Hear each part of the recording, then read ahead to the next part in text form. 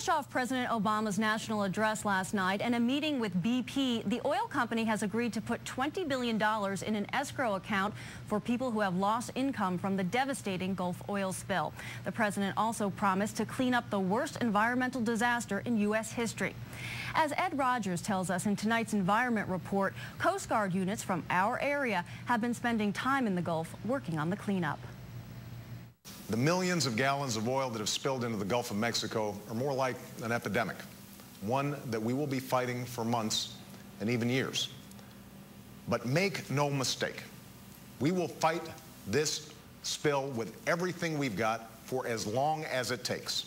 Coast Guard Commander Ben Cooper has been part of the effort to contain and clean up the BP oil spill. He was one of a number of Coast Guard officers from the Delaware Bay area deployed to the Gulf of Mexico. We've sent some people that have primary skills in pollution response, but then also folks that have expertise in incident command system, people we are sending down law enforcement training background.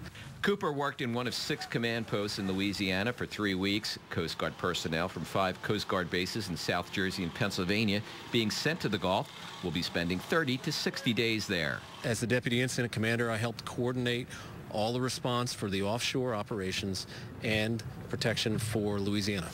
He likens the work to a war effort. In the news, you may not see it, but behind the scenes, I can tell you, especially what we were doing offshore to prevent it from coming ashore, and then the efforts trying to coordinate everything ashore was a Herculean effort.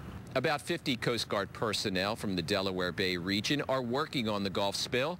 That's about 10% of the force here. It will have a small impact on operations. Certainly we're stretched thin. We have a lot of mandated missions. We have 11 federal mandated missions. I will tell you that we will not allow our search and rescue capability to diminish. But we may have to perhaps delay a vessel because we didn't have 2 boarding teams to do the boarding. Well, we do have the 1 boarding team, and then maybe we'll have a second delay. Meanwhile, the president pushed for moving toward a clean energy future. The fate of a climate and energy bill in Congress is uncertain. One solar energy installer in the state says her company has seen interest among consumers interested in powering their electric cars through solar power stations. I think what that shows is that it's very much on people's mind.